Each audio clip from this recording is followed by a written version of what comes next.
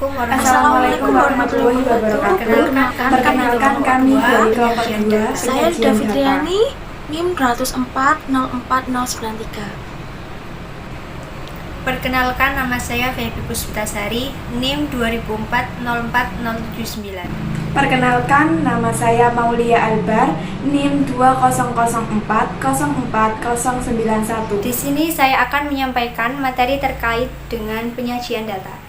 Yang pertama, ada data. Data adalah sekumpulan data berupa fakta-fakta serta gambaran suatu keadaan atau fenomena yang dikumpulkan, dirangkum, dan dianalisis yang selanjutnya digunakan informasi atau diinterpresentasikan. Yang kedua, yakni ada penyajian data.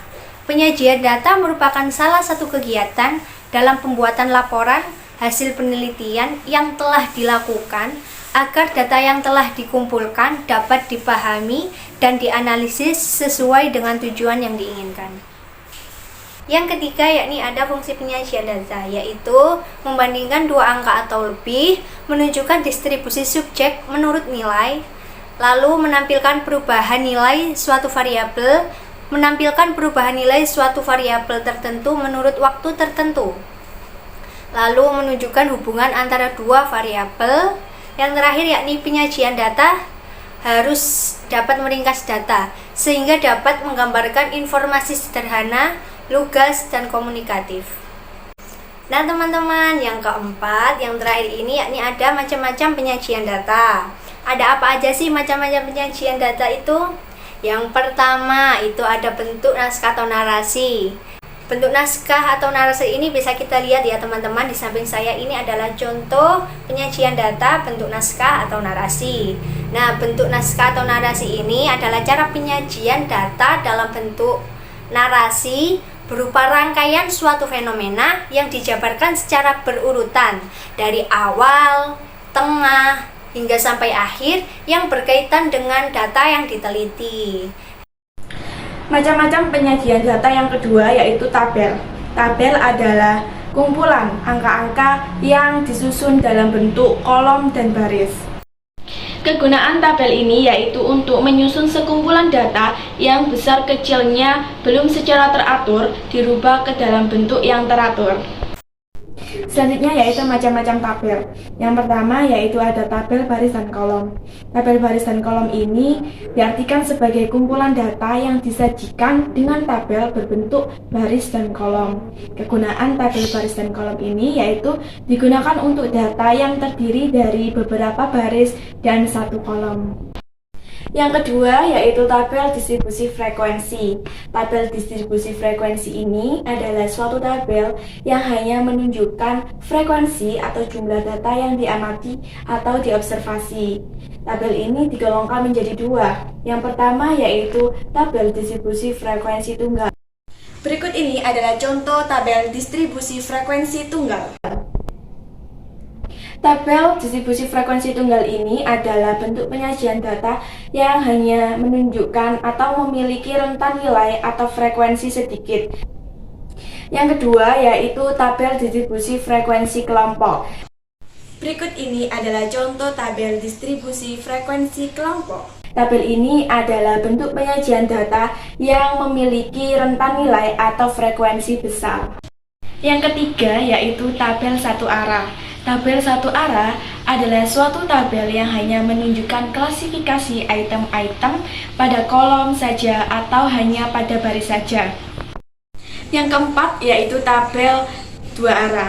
Tabel dua arah adalah suatu tabel yang menunjukkan klasifikasi item-item pada kolom dan baris secara bersama-sama.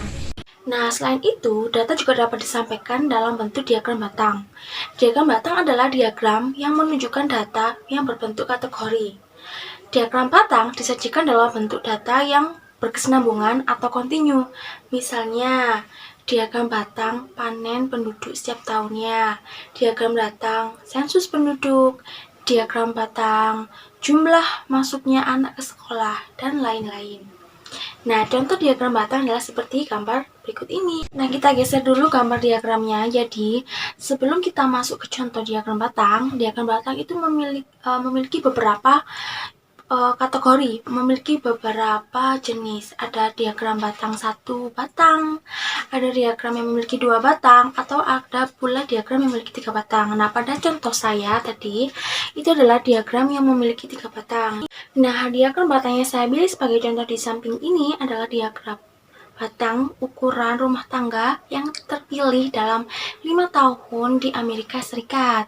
Nah, mari kita perhatikan. Pada diagram batang, itu ada yang namanya garis bujur dan garis lintang. Nah, pada garis bujur di diagram batang itu menunjukkan berapa banyaknya, dia menunjukkan banyaknya data. Nah, kemudian yang ada di bawah ini itu menunjukkan tahun. Jadi ada beberapa tahun di sini ya. Nah, terus di sini ada batang-batang yang berbeda warna. Ada yang berwarna biru, merah, dan hijau. Untuk yang warna biru itu ukuran rumah tangga yang memiliki 1 atau 2 orang.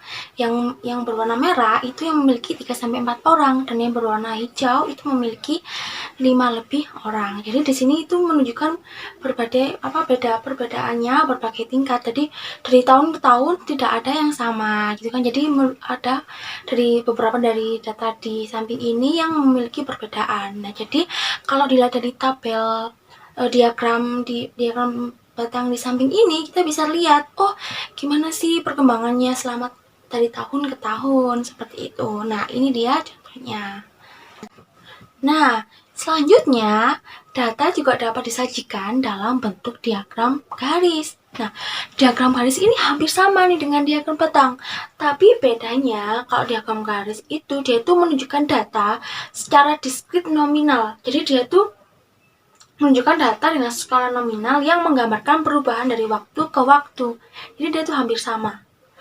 Nah, diagram garis ini itu digunakan untuk menunjukkan perbedaan data yang secara jelas. Jadi kalau kita menggunakan diagram garis, gambaran datanya dari waktu ke waktu akan semakin jelas. Nah, berikut saya tampilkan contoh dari diagram garis. Yang saya punya di sini adalah menunjukkan tabel panen petani dari bulan September sampai Desember. Nah, di sini ada yang mengalami naik dan turun. Ada mulai dari yang warna biru dia menunjukkan padi, yang warna merah menunjukkan gandum, dan yang warna hijau menunjukkan oat.